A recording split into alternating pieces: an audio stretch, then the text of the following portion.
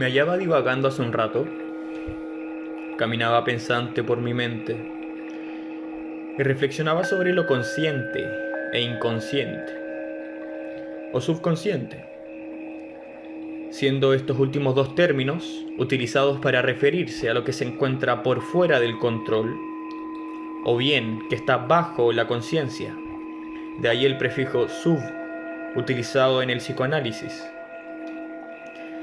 Es interesante destacar cómo tendemos a posicionarnos en cualidad de lo consciente y nos identificamos con un ser que se reconoce a sí mismo. ¿Quién es el consciente? Yo, seguramente. Así respondería, diciendo que el consciente soy yo, el que reconoce y responde la pregunta que se le está planteando. Pero, ¿y eso qué me dice? Solo expresa la identidad que estoy tomando y asignando al término consciente, y haciéndolo parte de mí.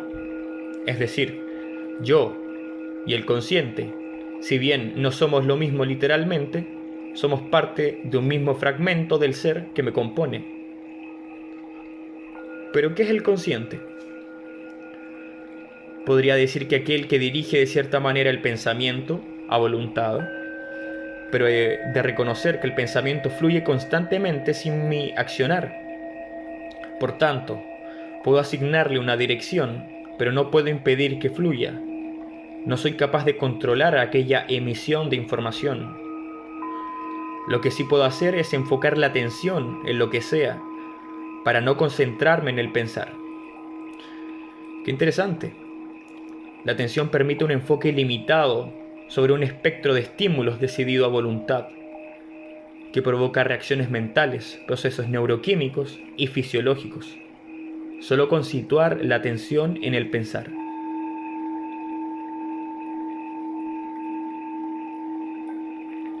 Soy consciente de lo que pienso, pero cuando intento dormir, no soy dueño de esa facultad mental. De hecho, es ahí cuando me horroriza esta capacidad mental, el pensar, el pensar con imágenes y con una atención que a veces denomino impuesta. ¿Es acaso el inconsciente quien determina esa acción? ¿Es él quien presiona los botones y me muestra aquel escenario de experiencia? Ese recuerdo que yo no posicioné, ni pensé, ni agregué color, y sin embargo se me pareció como un pensamiento vívido. Inconsciente, subconsciente. ¿Por qué inconsciente? ¿Por qué in? ¿Por qué sub?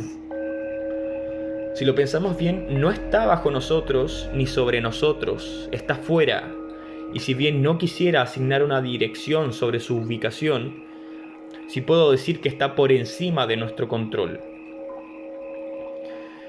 Además, no puedo hacer una diferencia entre consciente e inconsciente si ambos términos pretenden referirse a entidades, entre comillas, distintas, pero que sin embargo se comete el error de calificar de inconsciente a una entidad que no lo es.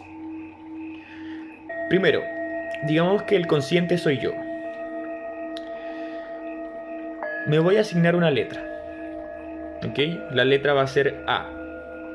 Vamos a reemplazar la palabra consciente y vamos a denominarle A. Bueno, a lo que se llama inconsciente le vamos a denominar B. ¿Por qué hago esto? Bueno, para proceder a explicar lo siguiente, sin tanta confusión. A es consciente sobre sí mismo y sobre B. A es capaz de reconocerse a sí mismo y de reconocer a B. Por tanto, puede diferenciarse de B. ¿Qué es lo que estoy diciendo?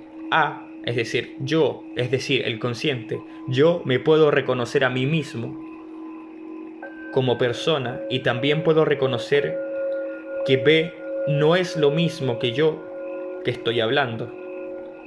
Entonces, A es consciente sobre sí mismo, sobre B, y así también A es inconsciente sobre ciertos procesos que ejecuta B.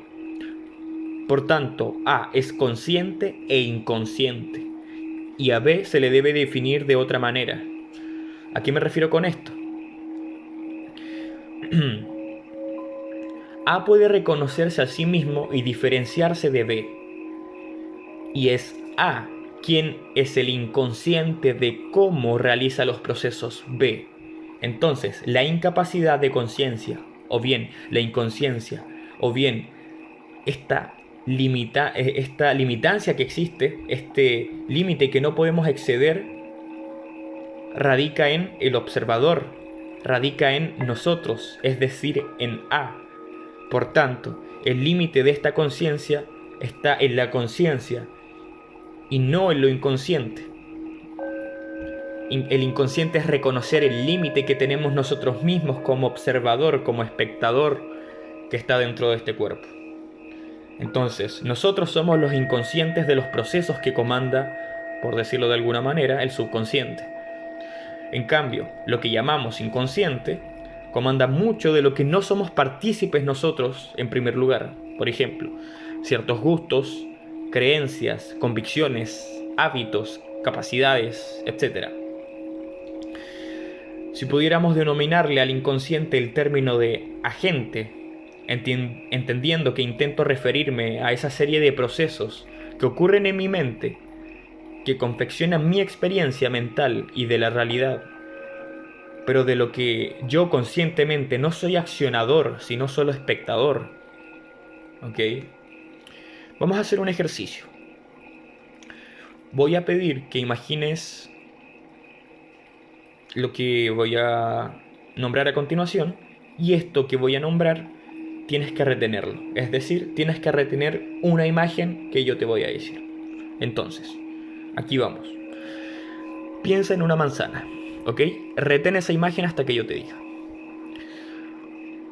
Podrías haber elegido entre verde y roja, o amarilla, depende de la manzana que se te haya venido a la cabeza en ese momento.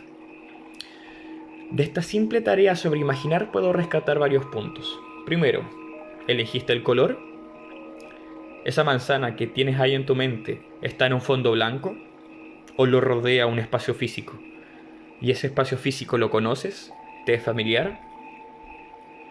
¿Elegiste el tamaño de la manzana? ¿La ubicación? Antes de que yo te mencionara el color, el tamaño de la manzana y el espacio físico, ¿habías pensado en ello? Bueno, si no pensaste en ello es porque tu atención y tu acción de imaginar no tomó en cuenta esos detalles al recrear la imagen. Sin embargo, pudieron haberse presentado sin que tú lo hayas decidido. Bueno, ya está, no es necesario que sigas reteniendo esa imagen. Pero para seguir con esto, te digo, solo se te presentó una imagen, una manzana. Pero aquella manzana tiene detalles que tú no pusiste ahí y que sin embargo están. Bueno, a este agente me refiero, al que envía información que tú solicitas y que recepcionas. ¿Podría ser este agente consciente sobre sí y no sobre nosotros? ¿O bien, también tiene noción sobre nosotros y la relación sería recíproca? Es decir, con respecto a nuestra comunicación, yo no me puedo comunicar con lo que llamo inconsciente y el inconsciente no puede comunicarse con lo que yo llamo consciente. Pero, ¿puedo hablar con mi inconsciente? ¿Es acaso posible esa comunicación? ¿Pertenece este agente, lo inconsciente, a la conciencia, el yo? ¿O nosotros pertenecemos a él y estamos inmersos en él? ¿Estamos dentro de él y no él dentro de este cuerpo? ¿Es que podemos separar en conceptos al consciente e inconsciente? ¿O ocurre que nuestro grado de conciencia cuenta con la potencialidad, la posibilidad de desarrollarse y tener más control sobre lo que tenemos ahora? Tal vez la conciencia no es más que la noción de un espectro determinado de acciones y procesos cognitivos. Y no necesariamente somos el conductor del vehículo, más bien un espectador. ¿Las decisiones son en base a qué? ¿Cómo determinamos, cómo decidimos entre tantas posibilidades? ¿Y quién presenta esas posibilidades? Al cerebro le gusta tomar atajos. Espera, ¿a quién? ¿Al cerebro? ¿El cerebro toma atajos? ¿O el cerebro decide tomar atajos? ¿Este cerebro realmente tiene la facultad de decidir? ¿O algo decide por sobre el cerebro? Pero, espera, si es el cerebro el que decide, ¿acaso no soy yo ese cerebro? ¿No es el cerebro quien está pronunciando estas palabras? ¿O el cerebro es solo un medio? Pero este medio efectivamente toma acciones que reducen nuestra experiencia y que gracias a eso nos permite designar atención y un enfoque sobre cosas en particular. Seguramente para el consciente sería abrumador toda la cantidad de información que administra el agente inconsciente. ¿Dónde empieza y termina el consciente? ¿Y es acaso posible establecer un límite?